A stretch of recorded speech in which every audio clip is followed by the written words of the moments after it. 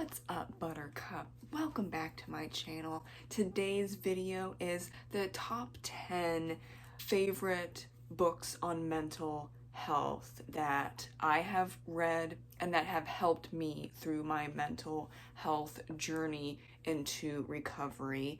I am subclinical for all of my mental illnesses, and these books over the years have helped me reach this point. And I wanted to share these books because I know a lot of people are struggling. A lot of people might not be able to access the therapy or therapies that would help you. So I wanted to make this video for those that want it or need it, or maybe you don't think that you need it or want it, but maybe this will inspire you to at least pick up one book and start your journey at the very least. These aren't in any particular order, it's just whatever popped up first. So I'm not ranking them, but these are the top 10 books with a bonus, actually, that helped me immensely. Now, the first book is The Body Keeps the Score by Bessel van der Kolk. This is regarding trauma and PTSD. I read this when I was going through trauma therapy. It is very intense. I'm just gonna say all of these books are very intense, and it can be very hard and actually triggering. However, at a certain point, you do need to face your triggers in order to overcome the obstacles that you're facing. And I think that books are one of the safest ways to do so because it's fairly easy to put it down and walk away versus you're going through a therapy or you're watching film, and that's real life. Like, books are real life, right? But I think it's harder for someone to watch it or go through it. You're still going through things when you're reading, but it's in your mind and you can put that book down and walk away and do other things a little more easier than a film because people are acting it out and that's a little uncomfortable. Or you're actually going through the therapy and you might not be ready, or maybe you are, but you're just like, holy crap, what's going on?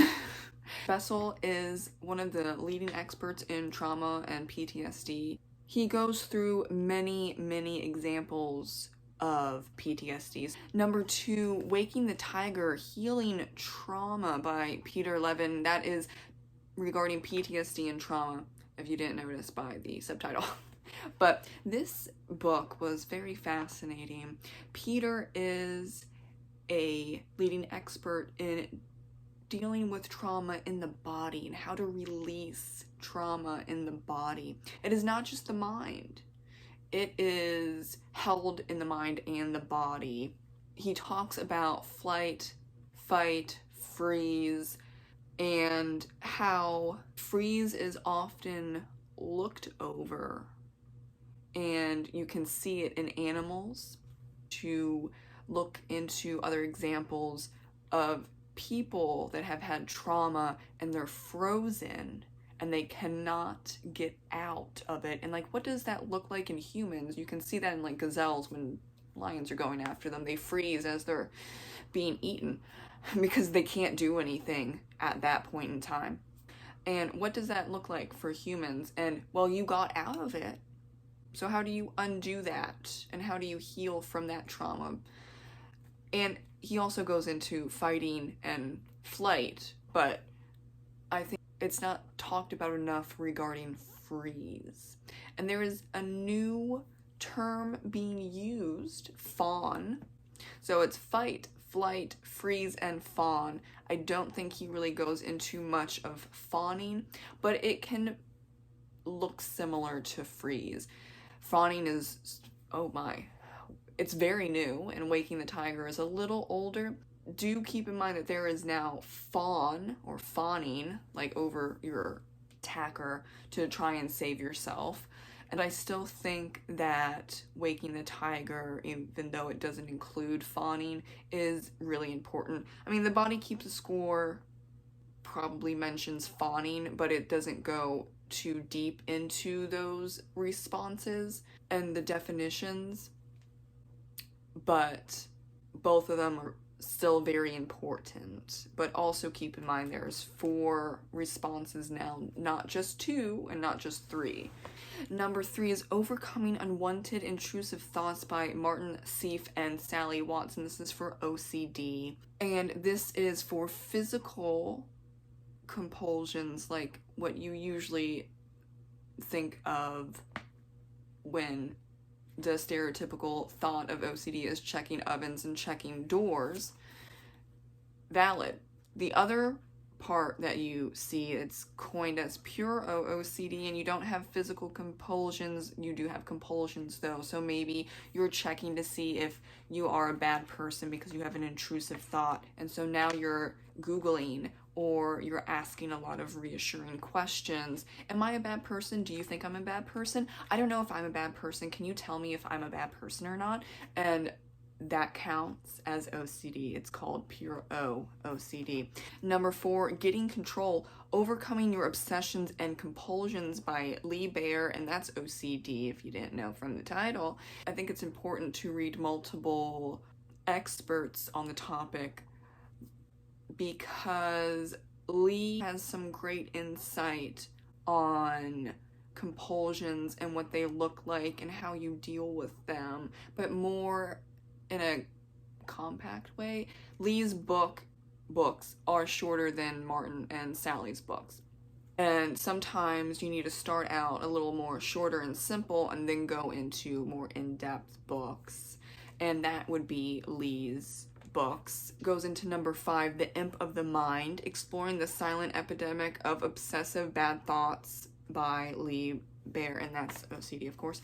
And that, I'm pretty sure, one or both of them that I just mentioned has a section for friends and family on how to deal and support those loved ones with OCD. That is very important, because when I do advocacy work for OCD and also PTSD, but let's say specifically for OCD, I have loved ones ask, how do I support someone that I love and care about, but they are doing rituals half the day and I can't do it anymore.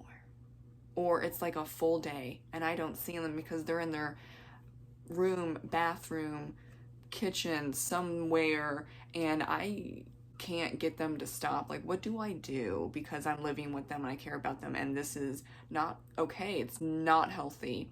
They don't even go out of the house other than like maybe to go to the grocery store, maybe. And that's hard. That is extremely difficult, and it's sad and it's frustrating. So one or both of those books by Lee has a section on how to help those with OCD. Number 6 is The Anger Management Workbook for Women by Julie Catalano. I'm so sorry. I'm reading my handwriting. This is for anger, if you didn't notice. I did this in a self-defense class in college, and I've spoken to my therapist about this many times, but really what is accepted is that anger is a secondary emotion, and what is the primary emotion that you're masking that is being shown with anger.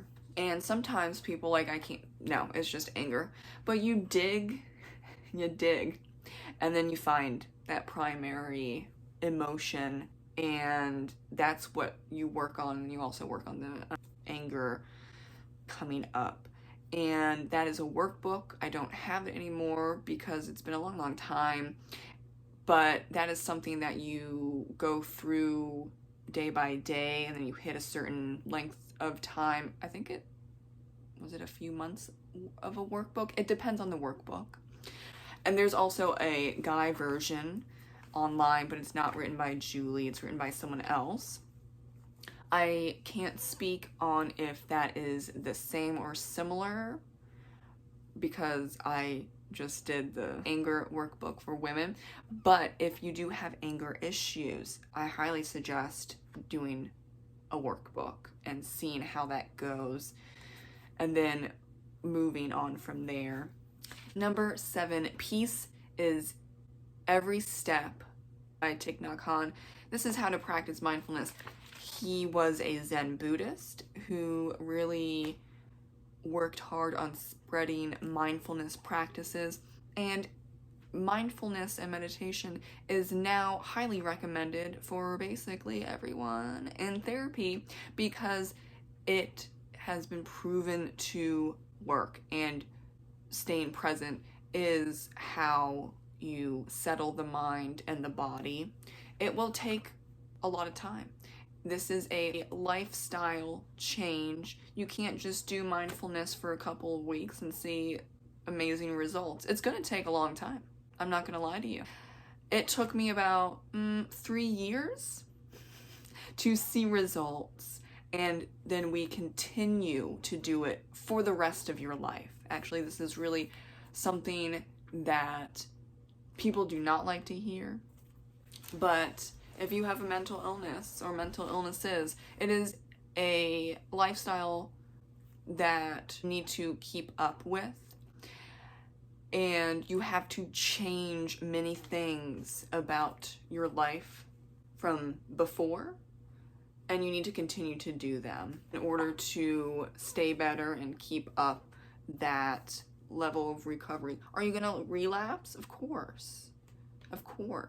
But then during that relapse, how long is it going to last? This is something that is really important. You're going to relapse, that's how it's gonna work, okay? With those with mental illnesses, when you hit a certain stress level, or there's a death in the family, or maybe you get into a car crash, like anything big, anything life-changing, it is going to spark up those mental illnesses. You can either kind of ride it out, as we would say, ride the wave, or, you know, it's just so overwhelming that you don't ride the wave and you relapse. But how long is the relapse? Is the relapse 3 days, or is it 3 months, or is it 5 years? That's going to depend on the person and the reaction, and how are you using your coping mechanisms? Are you going to see your therapist? How many times a week or a month are you seeing your therapist during this relapse? What does your support system look like? Do you have a support system, or is it just you and your therapist? Can you talk to other people? Can you go out and like go for a run, or go hang out at a coffee shop and like just break up that wave of negativity?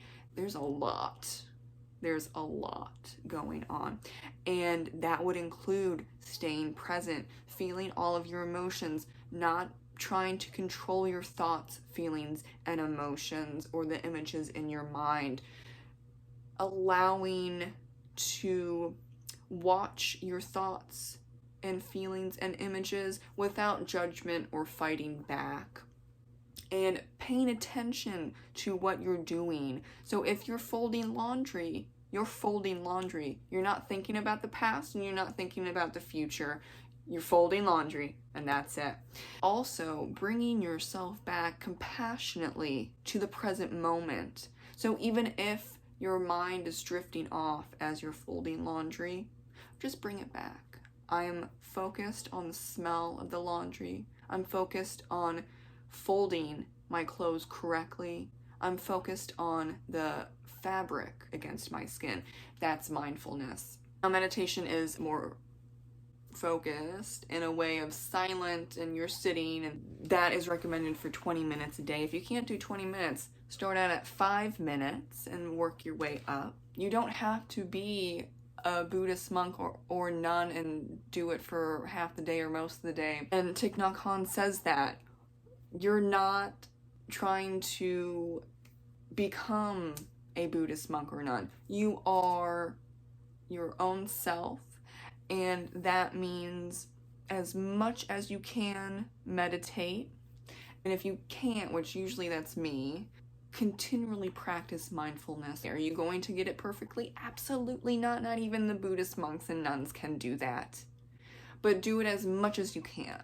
And this book helps you, it's a beginner's guide, and if you're interested in more in-depth things, you can read Thich Nhat Hanh's other books or watch his speaking engagements on his YouTube channel.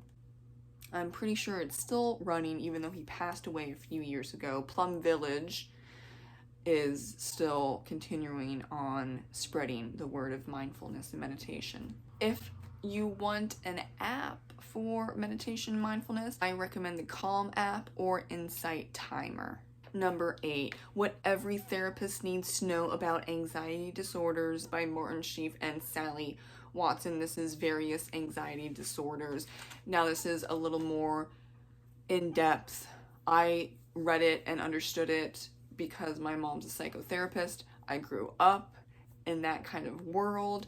I read the DSM books for fun because she had them. She still has them. I haven't read the latest one because those things are really expensive and I don't live with my mom anymore, but this was kind of a not very new, but I loved to learn about different types of therapy for multiple anxiety disorders because I have multiple anxiety disorders.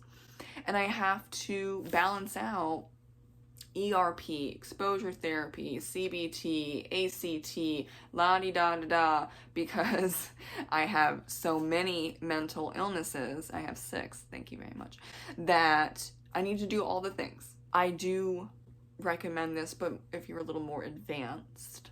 Number 9, Retrain Your Brain, Cognitive Behavioral Therapy in 7 Weeks, a workbook for managing depression and anxiety by Seth J. Gillingham, PhD. This is for depression and anxiety. And I wanted to include this because depression is a silent epidemic, especially after the COVID lockdowns. Also anxiety disorders.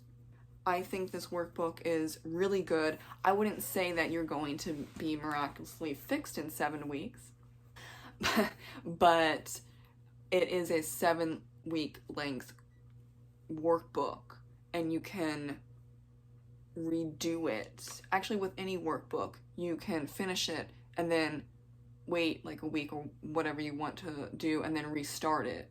You kind of just keep going. Or you can continue and then do other workbooks and read and go to therapy and do therapy groups. Like, there's a lot of options. So I'm just giving you the basics. This is a pretty basic workbook, but it's something regarding depression and anxiety together and working on cognitive behavioral therapy, which is CBT. I just mentioned that. Number 10, When the Body Says No by Gabor Mate, and then all his other books.